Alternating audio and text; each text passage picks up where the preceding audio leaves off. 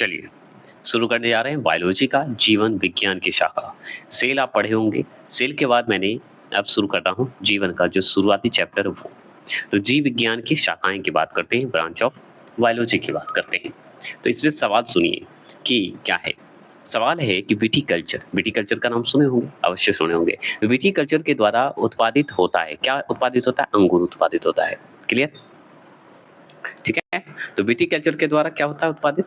अंगूर होता है। ये क्लियर हो गया। आगे चलिए और बात करते हैं। और जेरोंटोलॉजी, जेरोंटोलॉजी के अंतर्गत क्या होता है? वृद्धावस्था एवं आयु वृद्धि के प्रभाव का जो है अध्ययन किया जाता है। क्लियर? तो जेरोंटोलॉजी की अगर बात करें तो इसके अंतर्गत जो है वृद्धावस्था एवं आयु वृद्धि के प्रभाव का अध्ययन करते हैं हम। जो आयु होती है, एज ग्रोथ की बात करते हैं, उसका प्रभाव का अध्ययन करते हैं और उसी को हम बोलते हैं जेरोंटोलॉजी। विटीकल्चर अंगूर का अध्ययन करते हैं। ऐसा ही सवाल पूछता है। वर्मीकल्चर बताइए कौन सा कीट का हम अध्ययन करते हैं? तो केचुआ का अध्ययन करते हैं, अर्थवॉर्म का करते हैं। केचुआ को ही अर्थवॉर्म बोलते हैं। जैसे पेडोलॉजी, पेडोलॉजी अगर आ जाए तो पेडोलॉजी के अंतर्गत आता है वैज्ञानिक का अध्ययन पूछेगा तो मृदा बताइएगा, मिट्टी बता दीजिएगा। मिट्टी से हम पेडोलॉजी का अध्ययन करेंगे। अगर पूछे फूलों का अध्ययन को क्या कहते हैं तो एंथोलॉजी कहेंगे। ठीक है, एंथोलॉजी कहेंगे। जब सवाल पूछता है फूलों के अध्ययन को एंथोलॉजी कहते हैं। अगर आपसे पूछे कि कीटों की वैज्ञानिक अध्ययन एंटोमोलॉजी कहेंगे। एंटोमोलॉजी मतलब होता है कि कीटों का वैज्ञानिक अध्ययन हम कर रहे हैं। तो आपसे पूछते कि कीटों का वैज्ञानिक अध्ययन किसे कहते हैं? एंटोमोलॉजी कहते हैं। जनसंख्या एवं मानव जाति के आंकड़ों का अध्ययन क्या कहलाता है? तो वो कहेंगे डेमोग्राफी कहेंगे। क्या कहेंगे? डेमोग्राफी कहेंगे। वो या मानव जाति के अध्ययनों के आंकड़ों की बात करें तो डेमोग्राफी बता देंगे। जीवाश्म वनस्पति के अंतर्गत अगर पूछे पादप जीवाश्म का अध्ययन किया जाता है। तो जीवाश्म अध्ययन आ जाए तो समझ जाइए पौधे का अध्ययन हम लोग करेंगे। अगर बात करें विभिन्न संस्कृतियों के वैज्ञानिक विवरण के तुलनात्मक अध्ययन को क्या कहा जाता है? तो एंथोलॉजी कहलाता है। तो सवाल कैसे बनेगा सुनिए। एंथोलॉजी किसे कहते हैं? तो एंथोलॉजी कहा जाता है संस्कृति के, मतलब जो भी संस्कृतियां हैं, विभिन्न संस्कृतियां अलग अलग है के वैज्ञानिक विवरण की तुलनात्मक अध्ययन को, जो अलग अलग होते हैं वैज्ञानिक विवरण का, उसके अध्ययन को जिसमें तुलना किया जाता है, उस अध्ययन को एंथोलॉजी कहा जाता है। सब्जी के अध्ययन को किस शाखा के अंतर्गत किया जाता है? तो ओलेरी कल्चर के तहत। किसे? ओलेरी कल्चर के तहत रखा जाता है। तो सब्जी के अध्ययन को ओलेरी कल्चर के अंतर्गत हम रखते हैं। अगर पूछे ऑस्टियोलॉजी मतलब क्या होता है, इसके अंतर्गत क्या ज्ञान प्राप्त करते हैं, किसके अध्ययन करते हैं? तो ऑस्टी हड्डी, अस्थियों की। ऑस्टी ऑस्टी ऑस्टी अस्थि मतलब हड्डी के अध्ययन करते हैं। क्लियर हो गया? सर्पों का अध्ययन बताइए तो क्या कराएगा? सर्प, देखिए सर्पेंटोलॉजी कहलाएगा। तो सर्पेंटोलॉजी मतलब सर्पेंटोलॉजी सबका अध्ययन करेंगे। इस सवाल को देखें तो मृदा रहित पादप संवर्धन मतलब मिट्टी बिना जो पादप उगता है। तो पादप कहाँ उगेगा? जब मिट्टी नहीं है तो पानी में ही उगेगा। पानी में उगेगा तो उसे क्या कहेंगे? पानी को हाइड्रो कहा जाता है। तो हाइड्रोपोनिक्स में, तो हाइड्रोपोनिक्स के अध्ययन से यही पता चलता है कि जो पेड़ है, पादप है, पौधा है जो कि पानी में उगता है, मिट्टी में नहीं उगता है, उससे कहा गया हाइड्रोपोनिक्स। ये बोल दीजिएगा। रहित मतलब नहीं, मृदा नहीं, याद रखें। जंतु विज्ञान जिसे जूलॉजी बोलते हैं, इसके अंतर्गत बताइए क्या होगा? तो अरे भाई, जीवित हो या मरा हुआ जानवर, दोनों प्रकार के जंतुओं का हम अध्ययन करते हैं, इसलिए जंतु विज्ञान होता है, जिसमें हम लोग भी आ जाते हैं। जंतु में आवाज चाहिए। अब थोड़ा सा जानकारी ले लीजिए पॉइंट कि जंतु विज्ञान जीव विज्ञान की एक शाखा है। एकदम सही बात है, एक शाखा ही, ब्रांच है। अरस्तु को जंतु विज्ञान का जनक कहा जाता है। फादर ऑफ जूलॉजी किसे कहते हैं? तो हम अरस्तु जी को कहते हैं। आगे चलिए और समझते हैं किस बात की जानकारी लेते हैं। तो अब हम पढ़ेंगे जीव विज्ञान की विभिन्न शाखाओं के जनक की बात करेंगे। तो जीव विज्ञान के शाखा जो है और एक तरफ जनक जो है, इनकी बात करते हैं। अब जैसे पूछते आपसे कि जंतु विज्ञान के जनक कौन थे, तो हम बताएंगे अरस्तु जी, क्योंकि इन्हें जंतु विज्ञान के पिता भी कहा जाता है। आपसे पूछे वनस्पति विज्ञान के जनक बताइए, तो हम बताएंगे थियोफ्रेस्टस बताएंगे। जंतु विज्ञान के जैसे अरस्तु हैं, उसी तरह वनस्पति विज्ञान के भी, जिसे बोटनी बोला जाता है, उसके जनक थियोफ्रेस्टस हैं। फेस्टस बोलते हैं ऐसे, ठीक है। अगर आपसे पूछे कि सूक्ष्म विज्ञान के जनक, जिसे माइक्रोबायोलॉजी बोलते हैं, इसके जनक अगर पूछे तो एंटोनी बता देना है। तो पूरा नाम एंटोनी वैन लीवेनहॉक बता देना है। तो लीवेनहॉक भी टिक लगा के चलाइएगा। तो सूक्ष्म जीव विज्ञान का, माइक्रोबायोलॉजिकल का अगर पूछे जनक, तो हम बताएंगे लीवेनहॉक जी हैं। जीवाणु का बताइए, बैक्टीरिया का, जिसे हम जीवाणु विज्ञान बोलते हैं, वैक्ट्रोलॉजी बोलते हैं। तो बताइए जीवाणु विज्ञान का जो है कौन है जनक? तो ल्यू पाश्चर का नाम आता है, ल्यू पाश्चर। तो ल्यू पाश्चर जो थे वो जीवाणु विज्ञान के जनक हैं। एडवर्ड जेनर की बात करेंगे तो ये प्रतिरक्षा विज्ञान के जनक माने जाते हैं। तो प्रतिरक्षा विज्ञान के जनक जो हैं एडवर्ड जेनर हैं, और जो कि इम्यूनोलॉजी के जनक माने जाते हैं। तो प्रतिरक्षा को ही इम्यूनोलॉजी बोला जाता है। इम्यूनिटी होता है ना, प्रतिरक्षा, तो उसी का जनक अगर पूछे तो एडवर्ड जेनर हैं। अगर आपसे पूछे टैक्सोनोमिया का, ये टॉपिक स्पेशल अच्छा है, ये मैं पढ़ाऊंगा स्पेशली क्योंकि इससे सवाल बहुत बार पूछा है पिछली बार। तो अभी बिहार पुलिस वाले के लिए तो बल्ले बल्ले था ये, तो याद रखना है। तो वर्गीकी तथा वर्गीकरण विज्ञान, वर्गीकरण विज्ञान हो या वर्गीकी विज्ञान हो, जिसे हम टैक्सोनोमिया कहते हैं, इसके अगर जनक पूछे तो लिनियस जी को टिक लगा दीजिएगा। पूरा नाम कैरोलस लिनियस थे। विलियम हार्वे का नाम बहुत बार सुने होंगे। तो विलियम हार्वे जो हैं रुधिर परिसंचरण तंत्र के जो हैं जनक माने जाते हैं, जिसे हम ब्लड सर्कुलेशन सिस्टम बोलते हैं। परिसंचरण तंत्र है ना, तो रुधिर मतलब ब्लड परिसंचरण तंत्र के जनक विलियम हार्वे को बताएंगे। तो कोशिका विज्ञान के जनक अगर पूछे, साइटोलॉजी के जनक पूछे, तो रॉबर्ट हुक को बताइएगा। रॉबर्ट हुक जो हैं कोशिका विज्ञान के जनक माने जाते हैं। उत्परिवर्तन, जिसे म्यूटेशन बोलिए, क्या बोलेगा? म्यूटेशन, जो कि डी ब्रिज मिलके किए थे। आपसे पूछेगा कि ह्यूगो डी ब्रिज जो है उत्परिवर्तन के जनक माने जाते हैं। कवक विज्ञान के जनक अगर आपसे पूछे कि कवक विज्ञान के जनक, तो हेनरिच एंड डी वेरी हैं। हेनरिच एंटन डी वेरी को बताया गया है कवक विज्ञान के जनक, जिसे माइकोलॉजी बोलते हैं, तो खोज किए थे। अब देखिए पादप शरीर क्रिया विज्ञान, ठीक है। तो पादप माने पौधा, तो प्लांट, और शरीर क्रिया विज्ञान को हम कहते हैं, क्या कहते हैं? फिजियोलॉजी कहते हैं। तो फिजियोलॉजी, तो प्लांट फिजियोलॉजी जो है खोज करने वाले स्टीफन हेल्स हैं। कौन है? स्टीफन हेल्स हैं। तो स्टीफन हेल्स जो हैं पादप शरीर क्रिया विज्ञान के जनक के रूप में हैं। आधुनिक वनस्पति विज्ञान जो है, जिसे हम मॉडर्न बॉटनी बोलते हैं, उसे बताइए क्या कहा जाता है? इसके जनक कौन हैं? तो हम बताएंगे कैरोल्स लिनियस जी हैं। लिनियस हैं, तो कैरोल्स लिनियस हैं। क्लियर हो गए? आधुनिक वनस्पति विज्ञान के अगर पूछ दे तो आप बताइएगा कैरोल्स लिनियस बता देना है। अगर आपसे पूछे रुधिर वर्ग मतलब ब्लड ग्रुप, तो ब्लड ग्रुप का जनक अगर पूछे तो कॉलर लैंड स्टीनर हैं, ठीक है। ब्लड ग्रुप तो पूछता है कि ब्लड ग्रुप के जनक कौन है भाई, तो हम बताएंगे लैंड स्टीनर जी हैं। अच्छा, आधुनिक वनस्पति विज्ञान के जनक कौन है जी? जो मॉडर्न बॉटनी के नाम से जाने जाते हैं, तो उन्हें लिनियस को कहा जाता है जी, है ना। उसी तरह पूछते अंतःस्रावित विज्ञान, अंतःस्रावित विज्ञान का जो है जनक है वो है थॉमस एल्वा एडिसन। कौन है? एडिसन। तो एडिसन जी जो हैं ये जो है अंतःस्रावी विज्ञान के जनक हैं, जिसे हम इंडोक्रिनोलॉजी बोलते हैं। तो इंडोक्रिनोलॉजी के जनक कौन है? तो एडिसन है। पूरा नाम एल्वा एडिसन है और पूरा नाम थॉमस एल्वा एडिसन है। क्लियर? मैं कई रूप में सोचता हूं आपको याद हो जाए। अनुवांशिक की बात करते हैं, अनुवांशिक के जनक जिसे हम जेनेटिक्स बोलते हैं।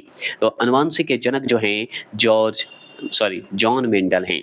तो ग्रेगर जॉन मेंडल जो हैं कौन हैं? अनुवांशिक के जनक हैं। तो जॉन मेंडल जी कौन हैं? अनुवांशिक के जनक हैं। अगर पूछे आधुनिक मॉडर्न जो जेनेटिक्स का खोज कौन किए, तो वही जॉन मेंडल जी का नाम आता है। आनुवांशिक हो या आधुनिक हो, ग्रेगर जॉन मेंडल का नाम आएगा। अच्छा, अब यहाँ पे चलते भारतीय पूरा वनस्पति विज्ञान। पैलियोबॉटनी बोलिए, पैलियोबॉटनी बोलिए, फ़र्क नहीं पड़ता। बस इतना जान लीजिए ये वनस्पति विज्ञान से संबंधित है और जो कि भारतीय है ये, तो बीरबल साहनी है। बस डायरेक्ट पूछेगा। अगर आपसे पूछे पॉल वर्ग जो हैं, किसके जनक हैं? तो ये आनुवांशिक अभियांत्रिक का जो है, जिन्हें हम जेनेटिक इंजीनियरिंग बोलते हैं। तो जेनेटिक इंजीनियरिंग का जनक माना जाता है पॉल वर्ग को। किसकी खोज की? तो फाइकोलॉजी का खोज की। फाइकोलॉजी मतलब शैवाल विज्ञान का खोज करने का जनक किसे माना गया? तो F.E. टच को माना गया। फ्री थे और टच कर दिए, हो गए शैवाल का। इसे फाइकोलॉजी बोला जाता है। अगर बात करें भारतीय शैवाल विज्ञान मतलब इंडियन फाइकोलॉजी का जनक किसे माना गया है? तो आयंगर जी हैं। आयंगर, ठीक है, यंगर थे, ऐसे याद रखिए। आयंगर मतलब यंगर थे। तो MOP यंगर जो थे वो भारतीय शैवाल विज्ञान के जनक माने गए। उसी तरह भारतीय पारिस्थितिकी का अलग है, जिन्हें हम इंडियन इकोलॉजी बोलते हैं। इसके जनक माने गए थे रामदेव मिश्रा को। किन्हें माना गया? रामदेव मिश्रा को माना गया। एंटी वॉन ल्यूवेनहॉक की अगर बात करें, ये किसके जनक हैं? तो ये सूक्ष्मदर्शिकी जो है, इसे माइक्रोस्कोपी बोलते हैं, माइक्रोस्कोप, उसके खोज किए थे एंटनी वॉन ल्यूवेनहॉक। ल्यूवेनहॉक का एक और नाम आता है जो कि फेमस है, कमेंट कीजिए। अब देखिए एंडरसन की बात करते हैं। किनकी? एंडरसन। तो एंडरसन जो थे ये जीन चिकित्सक माने गए थे, जिसे जीन थेरेपी भी बोलते हैं। तो जीन चिकित्सक अगर पूछे तो आप बता देना है किनको, बताइए। तो हम बताएंगे एंडरसन। ले लेते हैं। जंतु विज्ञान जीव विज्ञान की एक शाखा है। जंतु विज्ञान जो है जीव विज्ञान की एक शाखा है। अरस्तु को जंतु विज्ञान का जनक कहा जाता है, ये हम जानते हैं। चलिए आगे चलते हैं और जानकारी बहुत ही जबरदस्त लेते हैं। वनस्पति विज्ञान के प्रमुख शाखा कौन कौन है? जंतु विज्ञान की प्रमुख शाखा कौन कौन है? मतलब जंतु विज्ञान का जो ब्रांच होता है, वनस्पति विज्ञान का क्या होता है? तो हम अभी पढ़ने जा रहे हैं वनस्पति विज्ञान का जो प्रमुख है, उसके बाद हम जंतु का पढ़ेंगे। तो जिसमें से देखिए घास विज्ञान पूछेगा कि घास विज्ञान जो है घासों के अध्ययन या पालन से संबंधित है। ठीक है, घास के पालन से संबंधित है। तो घासों का अध्ययन या पालन से संबंधित चीज को घास विज्ञान कहते हैं, जिसे हम एग्रो एस्ट्रोलॉजी भी बोलते हैं। क्लियर हो गए? एग्रो मतलब होता है एग्रीकल्चर, वैसे याद रखिएगा। तो एग्रो एस्ट्रोलॉजी बोल दीजिएगा, तोड़ के याद रखिएगा। जरूरी नहीं कि शुद्ध उच्चारण ही करने की आवश्यकता है, आपको शुद्ध हिंदी नहीं पढ़ रहे हैं, आप यहाँ पे एग्जाम निकालना है, तो बस मेरे पॉइंट ऑफ व्यू को सुनिए, आपको कुछ नहीं करना है। अब देखिए एल्गोलॉजी क्या होता है? शैवालों के अध्ययन को कहते हैं। एल्गी किसे कहा जाता है? शैवाल को। तो एल्गोलॉजी शैवाल के अध्ययन को कहते हैं। तो आपसे पूछेगा शैवाल के अध्ययन को क्या कहेगा? एल्गोलॉजी कहेंगे। घास के अध्ययन को क्या कहते हैं? घास विज्ञान कहते हैं, जिसे एग्रो एस्ट्रोलॉजी कहते हैं। एस्ट्रोलॉजी कहेंगे, लॉजिक है ना। अब मान लीजिए एनाटोमी बोलिए। एनाटोमी की बात करें तो एनाटोमी मतलब होता है कि शरीर के आंतरिक संरचना का अध्ययन करना। अब जैसे एनाटोमी मतलब का एना मतलब एंट्री लेगा, इन करेगा, आंतरिक होगा, है ना। तो शरीर की आंतरिक संरचना का अध्ययन करने को ही एनाटोमी कहा जाता है। क्या क्या है भाई? उसकी संरचना को अध्ययन करना है तो एनाटोमी बोलिएगा। एंथोलॉजी अगर पूछते आपसे तो एंथोलॉजी पूछे तो पुष्प की अध्ययन को बोलेंगे। जैसे ही एंथोलॉजी आ जाए तो हम बोलेंगे अरे भाई पुष्प के अध्ययन करना है। जीवाणु विज्ञान की बात करें, जीवाणु विज्ञान को ही बैक्टीरियोलॉजी बोलते हैं। लॉजी लग जाएगा, ठीक है, क्योंकि अध्ययन की बात हो रही है ना। तो जीव विज्ञान मतलब जीवाणुओं का अध्ययन को हम जीवाणु विज्ञान बोलते हैं, जिसे बैक्टीरिया बोला जाता है, बैक्टीरिया लॉजी बोल दीजिए। अब देखिए ब्रायोलॉजी की बात करते हैं। जैसे ही ब्रायोलॉजी शब्द आएगा ना तो ब्रायोफाइटस का अध्ययन किया जाता है। किसका कहते हैं? ब्रायोफाइटस का अध्ययन। देखिए केसीडोलॉजी, तो केसीडोलॉजी जैसे शब्द आएगा वैसे ही याद रखिएगा पादप में मतलब वनस्पति में, पेड़ पौधे में रोगजन गांठों या पादप कैंसर का अध्ययन की बात करता है। देखिए शरीर की आंतरिक बात होगी तो हम जानते हैं वनस्पति के शरीर की बात हो रही है। अब जैसे मानव में कैंसर की बात होती है उसी तरह पौधों में कैंसर होता है। तो मानव में जैसे जानते हो वैसे ही पादप के कैंसर अध्ययन को हम क्या बोलते हैं? केसीडोलॉजी बोलते हैं, जिसे रोगजन गांठ बोलते हैं। ठीक है, तो दोनों में देगा तो आप टिक लगा दीजिएगा केसीडोलॉजी। अब देखिए क्रोनोलॉजी की बात करते हैं। तो डेंड्रो क्रोनोलॉजी मतलब वृक्ष की आयु का अध्ययन होगा। तो देखिए क्रोनोलॉजी तो है ही, लेकिन डेंड्रो डेंड्रो बोल दिए, डेंड्रो बोल दीजिए। देखिए कभी-कभी डे दे देता है, नहीं तो डे दे देता है, तो डे दिया हुआ है यहाँ पे। तो डेंड्रो क्रोनोलॉजी का मतलब ही हो गया कि हम वृक्ष का जो है एज हम उसका ज्ञान प्राप्त करेंगे कि वृक्ष का एज कितना हुआ, क्या हुआ, तो किस माध्यम से करेंगे, तो हम डेंड्रो क्रोनोलॉजी, बार-बार बोल रहा हूँ, सिर्फ सुनिएगा। अब डेंड्रो क्रोनोलॉजी था, अब था डेंड्रोलॉजी बोलेंगे। तो डेंड्रोलॉजी जो है वो वृक्षों एवं झाड़ियों के अध्ययन की बात करता है। वृक्ष की आयु के अध्ययन पूछे तो डेंड्रो क्रोनोलॉजी लगा दीजिएगा, और जैसे ही वृक्ष और झाड़ी के अध्ययन की सिर्फ बात करें तो हम डेंड्रोलॉजी लगा देंगे, ठीक है, या डेंड्रोलॉजी लगा देंगे, क्रोनोलॉजी हट जाएगा, बस इतना जान लीजिए। इकोलॉजी की बात करें तो इकोलॉजी का मतलब ही होता है वातावरण, पौधे का वातावरण से संबंधित अध्ययन को इकोलॉजी बोलते हैं, ठीक है। पारिस्थितिकी तंत्र का नाम सुने हैं, उसी को इकोलॉजी बोलते हैं। अगर पूछे इकोनॉमिक बॉटनी की बात करें तो इकोनॉमिक बॉटनी का जैसे ही बात होगा, इसका मतलब आर्थिक महत्व के पौधे का अध्ययन होगा, मतलब आर्थिक जो महत्व देता है जिससे हमको फायदा होता है, उस पौधे के अध्ययन को हम इकोनॉमिक बॉटनी में रखते हैं। एथनो बॉटनी, सिर्फ आप सुनिएगा, याद मैं करवा दूंगा। एथनो बॉटनी जो है आदिवासियों द्वारा, आदिवासी जो होते हैं उनके द्वारा पादपों मतलब क्या होता है, पादपों मतलब होता है पौधा, याद रखिएगा, पौधों के उपयोग का अध्ययन, उसी को कहते हैं एथनोबॉटनी। आपसे पूछेगा आदिवासी द्वारा जो है पौधों का उपयोग किया जाता है, और वो जो उपयोग किया जाता है उस अध्ययन को क्या कहते हैं, तो हम बताएंगे एथनोबॉटनी बता देते हैं। क्लियर। अगर आपसे पूछते फॉरेस्ट्री, क्या बोलिएगा, फॉरेस्ट्री, फॉरेस्ट्री मतलब होता है जंगल, वन, है ना, तो वनों का अध्ययन को हम फॉरेस्ट्री बोलेंगे, फॉरेस्ट बोलेंगे। अब एक्सोबायोलॉजी, एक्सोबायोलॉजी का मतलब हो गया कि अन्य ग्रहों पर जो संभावित जीव हैं या जीवों की उपस्थिति का अध्ययन करना, तो एक्सोबायोलॉजी होता है। तो ग्रहों पर जो संभावित लगभग लगता है कि वहाँ जीवित है, ग्रह पर, प्लांट पर, उस उपस्थिति का अध्ययन करना, प्रेजेंट वहाँ पे है कि नहीं है जीव, अगर है तो उसका अध्ययन करिए, और जो अध्ययन करिएगा किस कैटेगरी में डालेंगे, तो एक्सोबायोलॉजी में डाल देंगे। अब जैसे मान लीजिए कि कृत्रिम जो जीन्स होते हैं, जो आर्टिफिशियल जो मानव द्वारा बनाए गए जीन्स है, का निर्माण या स्थानांतरण का अध्ययन हो या निर्माण का अध्ययन करते हैं, उसे क्या बोलते हैं, जेनेटिक इंजीनियरिंग बोलते हैं। और सवाल पूछे कि लाइकेंस का अध्ययन क्या कहलाता है, तो लाइकेंस का अध्ययन जैसे ही होगा उसे लाइकेनोलॉजी बोल देंगे। क्या लगा देंगे, लाइकेनोलॉजी बोल देंगे, लाइकेनोलॉजी बोल देंगे। तो लाइकेनोलॉजी मतलब होता है लाइकेंस का अध्ययन। क्लियर। अगर आपसे पूछे माइक्रोबायोलॉजी, क्या बोलेंगे, माइक्रोबायोलॉजी, तो माइक्रोबायोलॉजी को ही सूक्ष्म जीवों का अध्ययन बोलते हैं। क्या बोलिएगा, सूक्ष्म जीवों का अध्ययन बोलेंगे। तो माइक्रोबायोलॉजी सूक्ष्म जीवों का अध्ययन। चले आगे, वनस्पति विज्ञान के ही प्रमुख शाखा पढ़ रहे हैं, जिसमें हम पढ़ेंगे माइकोलॉजी। माइकोलॉजी जो है कवकों का वैज्ञानिक अध्ययन है, और कवक बोलते हैं कि कवक के अध्ययन को माइकोलॉजी, शैवाल के अध्ययन को फाइकोलॉजी, है ना, उसी तरह माइकोलॉजी कवक के अध्ययन को कहते हैं। तो ये सब वनस्पति में है, उसी तरह जंतु में है। अब जैसे प्लाज्मोलॉजी, लॉजी मतलब होता है ज्ञान, अध्ययन, तो माइकोप्लाज्मा का जो वैज्ञानिक अध्ययन हम करते हैं उसी को माइकोप्लाज्मोलॉजी बोलेंगे। क्लियर। अगर आपसे पूछेगा कि नीमेटोलॉजी क्या होता है, नीमेटोलॉजी बोल दीजिए, निमेटोलॉजी बोल दीजिए, सिर्फ आप सुनिए।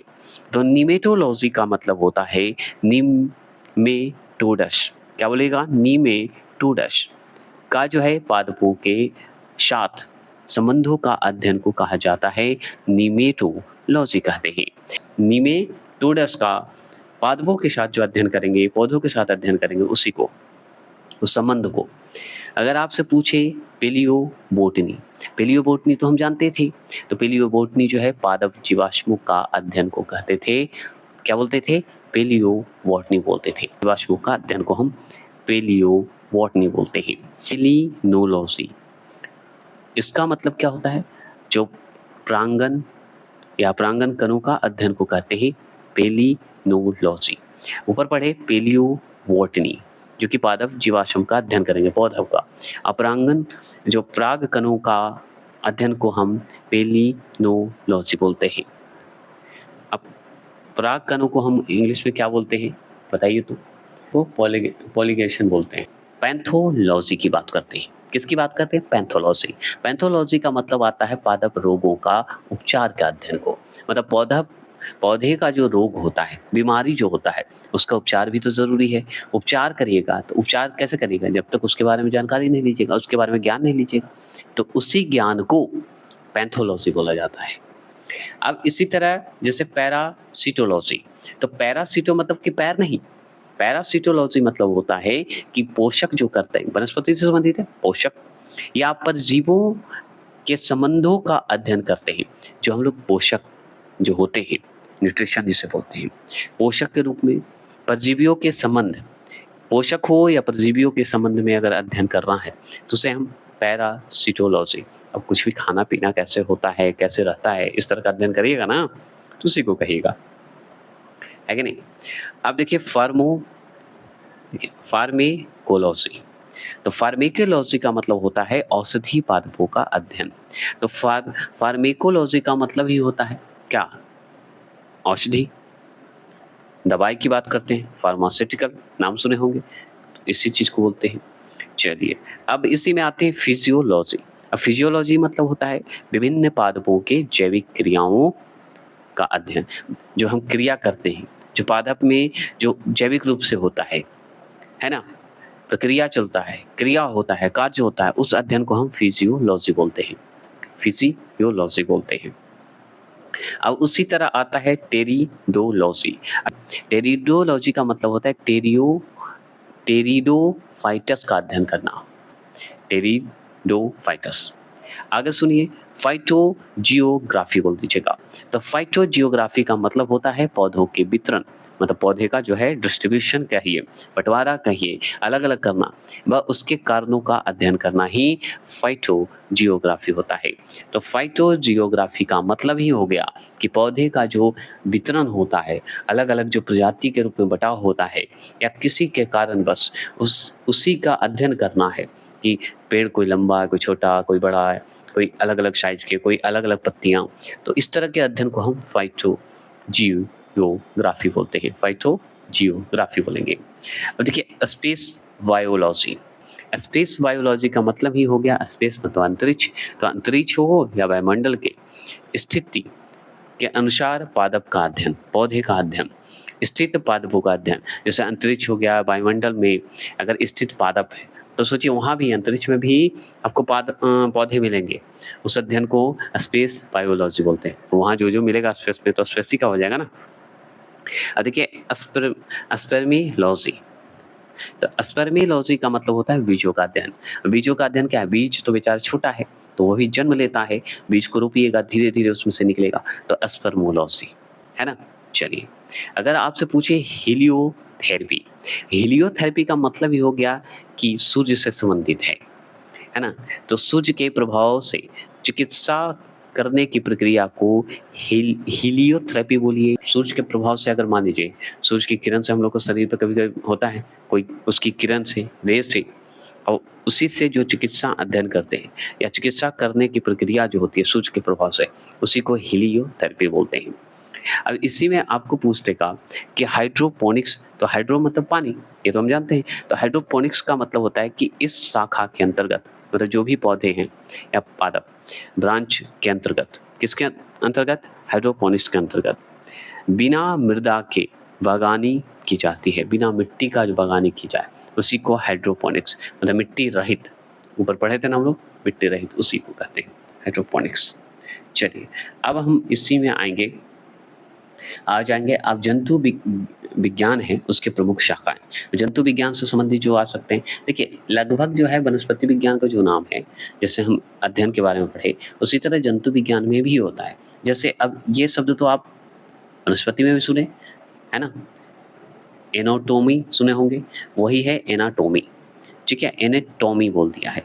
तो एनाटोमी जो है जंतु विज्ञान की प्रमुख शाखा में से आता है। इसमें है कि विच्छेदन के द्वारा शरीर एवं विविध अंगों की रचना का प्रदर्शन करना ही एनाटॉमी कहलाता है। तो एनाटॉमी का मतलब समझ गए कि ये जंतु का जो शरीर है या शरीर में जो विविध प्रकार के अंग हैं, उसके रचना का प्रदर्शन करता है, उसी को एनाटॉमी कहते हैं जंतु विज्ञान में। और एनाटॉमी उसमें भी पढ़े थे कि शरीर की आंतरिक संरचना तो पौधे का भी हो या मानव का हो, यही बात तो मैंने ऊपर भी बोला था।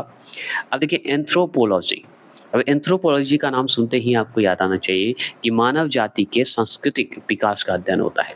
पता है ये सवाल जो आया था एनाटॉमी जो देख रहे हैं, इस तरह का सवाल एक और आया था जो कि मैंने बहुत पुराना वीडियो है मेरा, जिसमें मैंने बायोलॉजी का मॉक टेस्ट करवाया था। उसमें मुझ पे कमेंट और टिप्पणी इतनी आई थी कि आप गलत बताए हैं। ये मानव में नहीं होता है, जंतु में होता है, जंतु में नहीं होता। तो हम बात ये कहना चाहते हैं कि दोनों में होता है। बस ध्यान से देखने की वाली चीज़ है कि ऑप्शन क्या पूछ रहा है, उस पे सही आंसर लगाना है, ठीक है? तो याद रखिएगा। तो एंथ्रोपोलॉजी का क्या हम उसमें नहीं पढ़े? एंथ्रोलॉजी पढ़े ना जी? पढ़े कि नहीं? वनस्पति उसी तरह एंथ्रोपोलॉजी यहाँ सुन रहे हैं। तो एंथ्रोपोलॉजी की बात करेंगे तो मानव जाति का जो सांस्कृतिक विकास है, जो कल्चर है ना? उसके विकास के अध्ययन को हम एंथ्रोपोलॉजी कहते हैं। अब इकोलॉजी किसे कहेंगे? अब इकोलॉजी उसमें भी वनस्पति में पढ़े, इसमें भी पढ़े। तो इकोलॉजी हमसे भी तो संबंधित है, जैविक और अजैविक वातावरण से संबंधित है। और जैविक रूप से हो या अजैविक रूप से वातावरण से जीवों के विविध संबंधों के अध्ययन को हम इकोलॉजी में डालते हैं, पारिस्थितिकी में डालते हैं। क्लियर हो गए? तो दोनों में आएगा ना, वनस्पति भी इकोलॉजी में आएगा क्योंकि उसके लिए ही है और हम लोग हैं तो उसी से संबंधित है ना। अब देखिए एंडोक्राइनोलॉजी। अब एंडोक्राइनोलॉजी अलग कर दीजिए। इसमें क्या है? अंतःस्रावी तंत्रों का अध्ययन करेंगे। एकदम सही बात है। अंतःस्रावी जो अध्ययन होते हैं हम लोग का, उससे क्या हो तो हम बोलते हैं क्राइनोलॉजी। अंतःस्रावित को ही तो बोला जाता है एंडोक्राइनोलॉजी। उसी को हिंदी में लिख दिया तो उसी का अध्ययन करेंगे। अब देखिए एम्ब्रायोलॉजी। एम्ब्रायोलॉजी का मतलब ही हो गया कि महिला से संबंधित है, भ्रूणीय संवर्धन का अध्ययन से संबंधित है। भ्रूणीय जो अध्ययन होते हैं महिलाओं में उससे संबंधित है, उसी को कहा गया एम्ब्रायोलॉजी। क्लियर? अब उसी तरह देखिए एंजाइमोलॉजी। तो एंजाइमोलॉजी का मतलब ही होता है उत्प्रेरकों का अध्ययन करना, ठीक है। अगर आपसे पूछे एंटोमोलॉजी मतलब कीट पतंगों का अध्ययन को कहते हैं एंटोमोलॉजी। अब जिसमें कीट है, पतंग है, पतंग मतलब पतंग उड़ने वाला नहीं, कीट पतंग मतलब तितली उतली आ जाएगा इसमें। तो कीट पतंगे जो होती है उसके अध्ययन को एंटोमोलॉजी बोलते हैं। अब जेनेटिक्स क्या वनस्पति में नहीं है? वनस्पति में भी है, इसमें भी जेनेटिक्स है, आनुवांशिक है। तो जेनेटिक्स का मतलब होता है जीवों के आनुवांशिक लक्षण और इनकी वंशागति का अध्ययन करना ही जेनेटिक्स कहलाता है। और हम जो जेनेटिक्स ऊपर भी पढ़े, हम लोग पढ़े कि नहीं? जेनेटिक्स पढ़े, वनस्पति में पढ़े, है कि नहीं? उसी तरह हमारे जंतु में भी जेनेटिक्स होते हैं। तो बस तरीके क्या हैं कि जीवों के आनुवांशिक लक्षण। अब जीवों के, वहाँ पे वनस्पति के सुने थे, यहाँ पे जीवों के सुनते हैं। क्लियर? चलिए अब बात करेंगे कि हीमटोलॉजी की बात करेंगे। तो हीमेटोलॉजी का मतलब होता है रुधिर एवं रुधिर संबंधी रोगों का अध्ययन। मतलब ब्लड का तो अध्ययन करेंगे ही, ब्लड से जो संबंधित बीमारी होती है उसके अध्ययन को भी या पता करने के लिए ही उसी को हम हीमेटोलॉजी बोलते हैं, हीमेटोलॉजी बोलते हैं। हेमामालिनी याद नहीं रखिएगा, हीमेटोलॉजी याद रखिएगा। हर्पेटोलॉजी मतलब हड़प लीजिए।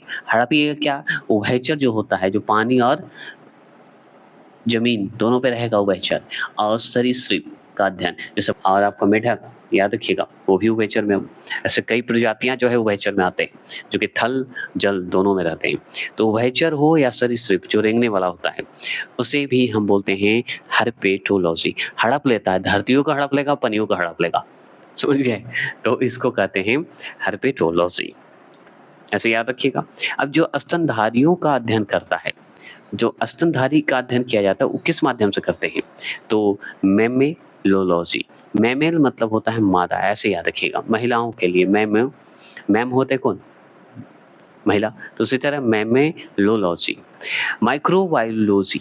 माइक्रोबायोलॉजी का मतलब होता है अति सूक्ष्म जीवों का अध्ययन करना। एकदम माइक्रो, छोटा, एकदम अति सूक्ष्म, छोटे से छोटे जीव का अध्ययन करना ही माइक्रोबायोलॉजी। तो ये भी हम समझ गए। अब देखिए न्यूरोलॉजी हो गया। तो न्यूरो मतलब होता है कि हमारा तंत्रिका तंत्र की बात हो रही है, नर्वस सिस्टम की बात हो रही है, तो नर्वस सिस्टम के अध्ययन को हम न्यूरोलॉजी बोलते हैं। तो तंत्रिका तंत्र का अध्ययन न्यूरोलॉजी। अगर ओडोंटोलॉजी की बात करें, ओडोंटो मतलब हो गया ओडोंट, डोंट मतलब दांत, ऐसे याद रखिए। तो दंत विज्ञान के अध्ययन को हम ओडोंटोलॉजी बोलते हैं। स्माइल कभी कभी क्या होता है कि फन करने में जो है ना हंसी आ ही जाती है। तो देखिए ओडोंटो, डोंट, दांत, ऐसे याद करने का कोई तरीका तो है नहीं, लॉजिक तो है नहीं, तो भी मैंने घुसा दिया। इससे क्या हुआ कि अगर मेरी बात का अगर फन आप लेंगे तो आपको याद हो जाएगा, अगर आ गया तो आप ऐसे टिक लगा दीजिएगा। तो ओडोंटोलॉजी दंत विज्ञान से संबंधित है। अगर मान लीजिए अर्निथोलॉजी, अर्निथो मतलब होता है, ऑर्निथो ऐसे बोलते हैं, मतलब पक्षियों का अध्ययन करना। अब पक्षी के अध्ययन करना है तो ऑर्निथोलॉजी पे ध्यान देना होगा, अन्यथा भूल जाइए। और पैथोलॉजी की बात करते हैं, तो पैथोलॉजी का मतलब होता है रोगों की प्राकृतिक लक्षणों और कारणों के अध्ययन को हम बोलते हैं पैथोलॉजी बोलते हैं। तो रोगों की प्राकृतिक लक्षण या कारणों के अध्ययन को हम बोलते हैं पैथोलॉजी बोलते हैं। क्या बोलते हैं? पैथोलॉजी बोलते हैं। रेडियोलॉजी की बात करते हैं। किसकी बात करते हैं? रेडियोलॉजी की बात करते हैं, जिसमें जीवों पर विकिरण प्रभाव का अध्ययन, जो हम लोग जीव हैं उस पे जो विकिरण प्रभाव पड़ते हैं उसके अध्ययन को रेडियोलॉजी बोलते हैं। अगर आपसे पूछे टैक्सोनोमिया, तो टैक्सोनोमिया का मतलब हो गया कि क्या कहते हैं? तो टैक्सोनोमिया जो कि जीवित जातियों के नामकरण और वर्गीकरण का अध्ययन करना, मतलब क्लासिफिकेशन करना, उसी को हम टॉक्सिनोमिया कहेंगे। टॉक्सिक है तुम जी, बहुत ही टॉक्सिक हो। तो टैक्सोनॉमी जीव जातियों के नामकरण और वर्गीकरण का अध्ययन है। जैसे बैल को बैल बैल नहीं था नाम, उसका बैल नाम रख दिए। भैंस नहीं था, भैंस रख दिए। मानव नाम नहीं पड़ा था, मानव जाति का नाम पड़ गया, तो उसी को कहते हैं टैक्सोनॉमिया के तहत। अब देखिए यहाँ पे सवाल सुन लीजिए। आयु वृद्धि के साथ जीवों में होने वाले परिवर्तनों का अध्ययन को हम जरा विज्ञान कहते हैं, जिसे हम जेरेंटोलॉजी बोलते हैं। जरा विज्ञान कहिए या जेरेंटोलॉजी कहिए। क्लियर? चलिए, तो ये हो गए हमारे एनसीईआरटी शास्त्र संग्रह का